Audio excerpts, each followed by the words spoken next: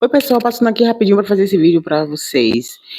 Acho que tá todo mundo acompanhando esse movimento, um movimento de mulheres consideradas conservadoras, que na verdade não são conservadoras, são mulheres retrógradas, que está colocando a ideia de que nós mulheres não precisamos votar, não sabemos votar, e que os votos sejam feitos por núcleo familiar. Então, ou seja, o patriarca define quem cada um vai votar, e também a ideia de que nós mulheres temos que ser submissas e que o casamento é um destino, ter filho também é um destino, nós estamos aqui para procriar, etc, etc, etc. Coisa que a gente sabe que é mentira, né?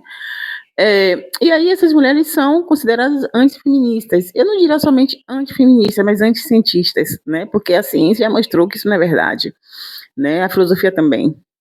Mas voltando a essa questão, elas são negacionistas, inclusive, da ciência, né? Usam como discurso central algumas a questão da religiosidade, várias usam, né? A religião, minha religião, minha religião. Então, negacionistas da ciência. Então, assim, não tem nem discussão com essas mulheres, né? Então, aí eu fiquei pensando assim, gente, por que o feminismo assusta essas mulheres? Fazendo recorte mesmo de gênero. Porque o feminismo, as teorias feministas, etc., trouxe para a arena de discussão, junto com o pensamento democrático e participação cada vez mais ampla da população, o que acontece nesse espaço privado, né? Espaço privado da casa dentro de um pensamento patriarcalista, né? Porque muitas mulheres nunca casaram também, nunca, sei lá, teve filhos, etc., mas eu estou dizendo modelo hegemônico, né? Que é a família nuclear.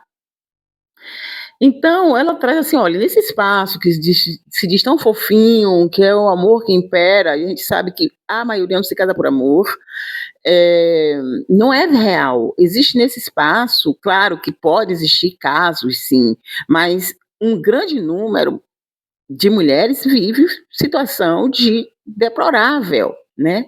De violência doméstica, de assédio sexual do próprio companheiro, do marido, que eu não chamaria nem de companheiro, né? A obrigação de ter filhos, vários filhos, né? Feminicídio, violência física, psicológica, né? Então, o que o movimento feminista trouxe para a arena é exatamente isso. Olha, isso aqui que é real. Isso aqui é real, isso não é uma condição psicológica individual, é sim uma estrutura, uma forma de pensar, sentir, agir de uma sociedade que construiu valores que adoecem e matam, ponto, né? E a partir dessa visibilização, junto com as teorias, a ciência e tal, conseguiu levar para o Estado e configurar políticas públicas em defesa dessas mulheres. E aí que faz com que essas antifeministas, né, essas mulheres retrógradas, encampam essa batalha para que o Estado seja um Estado não democrático, né?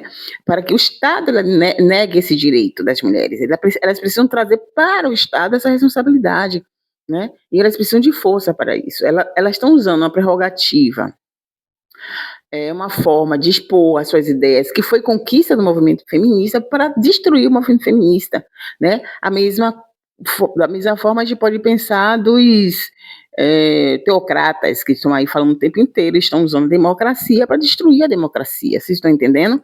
Então, é essa luta que a gente tem que travar, né? São mulheres retrógradas que não têm consciência de gênero, porque o que mostra a elas a forma de pensar, sentir e agir é uma forma religiosa fundamentalista, né? E aí não tem conversa com essas mulheres, elas acreditam nisso e vão até o final. Elas estão conseguindo cooptar outras mulheres para o seu discurso, né? Mulheres que acreditam que nós não temos condições de pensar, sentir e agir por conta própria, né?